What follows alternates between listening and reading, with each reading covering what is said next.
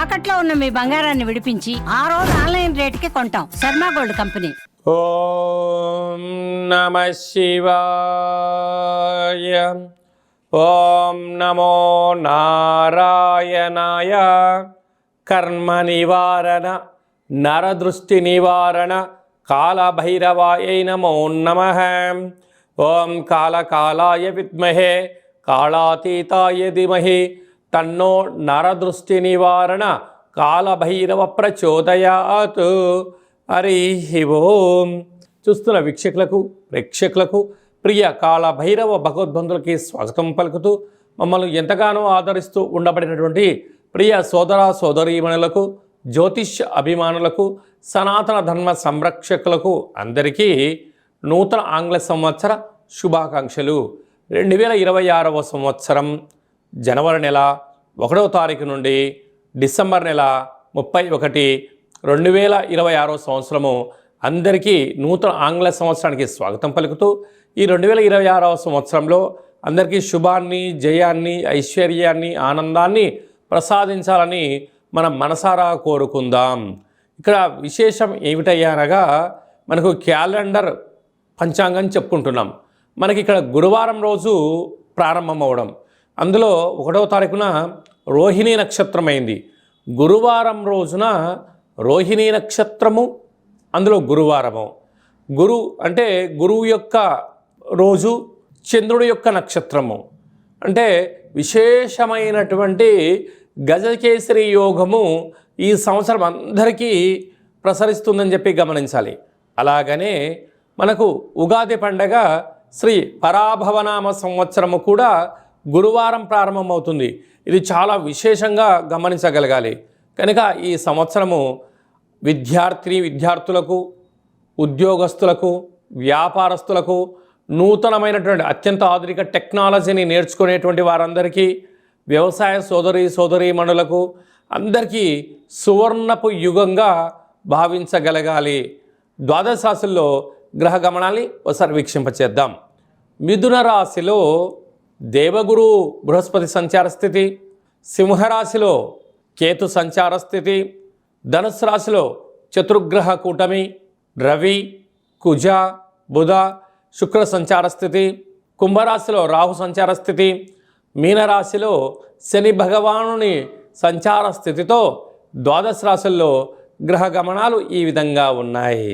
వృశ్చిక రాశి వారికి ఈ ఆంగ్ల సంవత్సరము మరియు ఉగాది పండుగ నుంచి ఆదాయ వ్యయాలను ఒకసారి తెలుసుకుందాం. ఒకవైపు అర్ధాష్టమ రాహు పంచమ స్థానంలో శని భగవానుడు సంచారం చేయనప్పుడు వీరి యొక్క ఆదాయం 11, వ్యయం 5, అనగా వీరు 6 రూపాయలు మిగిలించబోతున్నారు. ఎన్నో సంవత్సరాలుగా మీరు పడుతున్న శ్రమకు ఈ సంవత్సరం ప్రతిఫలాన్ని పొందబోతున్నారు. ఎందుకు?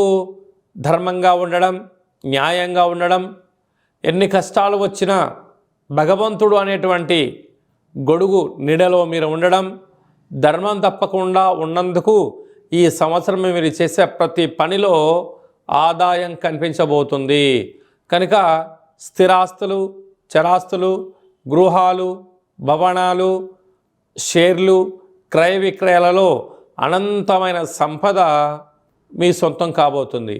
కనుక మీ జీవితంలో ఇలాంటి శుభ సమయం వచ్చిందని చెప్పి గమనించగలగాలి. కనుక పెద్దవారు చెప్తూ ఉంటారు, దీపం ఉండగానే ఇల్లు చక్కబెట్టుకోవాలి అంటూ ఉంటారు. ఇన్ని రోజులు మీరు పడ్డ కష్టాలకు స్వస్తి చెప్తూ ఐశ్వర్యానికి, ఆనందానికి స్వాగతం పలిగే సమయం ఆసనమైంది అని చెప్పి వృశ్చిక రాశి వారు బాగా గుర్తుపెట్టుకోగలగాలి.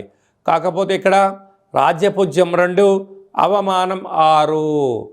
కనుక నీ చుట్టూ ఎవరైతే చేరి నీ భజన చేసి మీ దగ్గర ఉండబడిన డబ్బులను, సమయాన్ని, మీ యొక్క శ్రమను వాడుకొని వారే అధిక శత్రులు అయ్యే పరిస్థితి ఉంటుంది. సమాజంలో ఆయన గతంలో అది చేశాడండి, ఇది చేశాడండి, ఇది చేయలేకపోయాడు, ఇది చెందలేకపోయాడు, ఈరోజు డబ్బులు రాగానే ఆయన అలా ఉంటున్నాడు, ఇలా ఉంటున్నాడని చెప్పి మీ పైన 4 నిందలు వేసే పరిస్థితి ఉంటుంది. కనుక దయచేసి ఎవరిని గుడ్డిగా నమ్మొద్దు. ఎవరైతే మీరు బాగా నమ్ముతారో వారే మీకు శత్రువులుగా ఉండే అవకాశాలు అధికంగా ఉంటున్నాయి. వారే మిమ్మల్ని వెన్నుపోటు పడిచే పరిస్థితి అధికంగా ఉంటుంది. ఇలాంటి కాల సమయంలో పోలీస్ స్టేషన్లు, కోర్టు సమస్యలు మిమ్మల్ని వెంటాడే పరిస్థితి చాలా అధికంగా ఉంటుంది. కనుక ఈ వృశ్చిక రాశి వారు సంపూర్ణంగా ఏదైనా ఒక పని చేసేటప్పుడు 1కి 100 సార్లు ఆలోచించగలిగినట్లయితే మంచి కాలం అని చెప్పి మీరు గమనించాలి. కనుక సాఫ్ట్వేర్ ఉద్యోగస్తులు, హార్డ్వేర్ ఉద్యోగస్తులు, వ్యవసాయ సోదరీమణులు, గృహ భవన నిర్మాణ కార్యక్రమం చేసేటువంటి వారు, మార్కెటింగ్ రంగంలో ఉండబడిన వారు, సినిమాలలో హాస్య నటులుగా ఉండబడిన వారు, ఫేస్బుక్, యూట్యూబ్, వాట్సాప్ రంగాల్లో క్రియేటివిటీ రంగాల్లో ఉండబడిన వారు ఎంతో అప్రమత్తత చాలా అవసరం. లేకపోతే ధనం మంచినీళ్ళలాగా ఖర్చు పెట్టించడానికి అనేక మంది శత్రువులు పొంచి ఉన్నారు. ఇలాంటి కాల సమయంలో ప్రతి మంగళవారం రోజున విష్ణు సహస్రనామ పారాయణాన్ని వినడం, చదవడం, శక్తి కలిగితే దుర్గామాత దేవాలయంలో ఆ యొక్క కూష్మాండ దీపాన్ని ఏర్పాటు చేయడం, రావుకాలంలో దీపాన్ని ఏర్పాటు చేయడం, యమునా నది పుష్కర స్నానం చేయడం వలన సకల గ్రహ దోషం తొలగి ఐశ్వర్యం కలిగి ఉన్నత జీవితంలో ఆనందం పొందబోతారు అని చెప్పి గమనించాలి. ఈ ఆంగ్ల సంవత్సరం అంతను కూడా అందరము కూడా వీలైనంత వరకు తల్లిదండ్రుల యొక్క సేవ, తల్లిదండ్రులతో సత్ప్రవర్తన, తల్లిదండ్రులను ఎవరైతే గౌరవిస్తారో వారందరికీ యోగం కలుగుతుంది. అలాగనే మనకు దత్తాత్రేయ స్వామి వారి యొక్క దర్శనం, ప్రతి గురువారం పూట శ్రీ మేధా దక్షిణామూర్తి స్వామివారిని స్మరణ, ప్రతి గురువారం రోజున మహాదేవుడికి రుద్రాభిషేకము, అలాగనే గాణగాపుర దర్శనము, వీలైతే అరుణాచల క్షేత్ర స్వామివారి యొక్క దర్శనం ఎవరైతే చేసుకుంటారో ఈ సంవత్సరంలో పరిపూర్ణమైనటువంటి గురువు యొక్క ఆశీస్సులు కలిగి విద్యలో, ఉద్యోగంలో, ఐశ్వర్యంలో, వ్యాపారంలో కొదవ ఉండదు అని చెప్పి గమనించగలగాలి.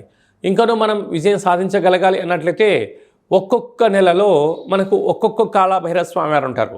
ఆ కాళభైరవ స్వామికి స్మరణ, ధ్యానము, కూష్మాండ దీపము, నారికేల దీపము, పిండి దీపాన్ని, గండా దీపాన్ని ఒక్కొక్క నెలలో ఒక్కొక్క విధంగా మనం పెట్టుకోగలిగినట్లయితే సంపూర్ణమైనటువంటి స్వామివారికి ఆశీస్సులు కలిగి ఎవరి ఇంట్లో ఎలాంటి ఇబ్బందులు లేకుండా, అష్ట కష్టాలు లేకుండా అష్ట ఐశ్వర్య ప్రాప్తి కలుగుతుందని చెప్పి గమనించాలి. అలాగనే మీ వ్యక్తిగత జాతకం తెలుసుకోవాలనుకుంటున్నారా? మీ యొక్క పేరు, పుట్టినటువంటి తేదీ, నెల, సంవత్సరం, పుట్టిన సమయం రాసి మీరు వాట్సాప్లో పంపించగలిగినట్లయితే 100 సంవత్సరముల జాతకాన్ని రాసి సవివరంగా సంపూర్ణంగా మీకు ఎక్స్ప్లెయిన్ అంటే ఉదాహరణగా చెప్పడం జరుగుతుంది.